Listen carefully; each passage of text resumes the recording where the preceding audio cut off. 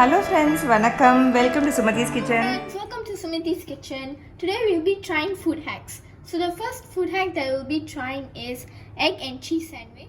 So crack first 2 eggs and add it to the bowl.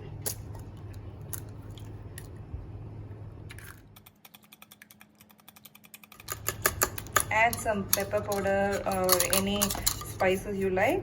I have added some pepper powder and this is mixed with some turmeric and salt. Pan and add 1 teaspoon of butter. Then pour the mixture into the pan.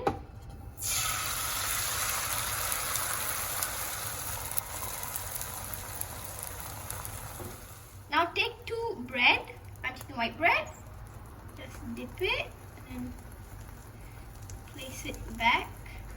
Same with the other bread.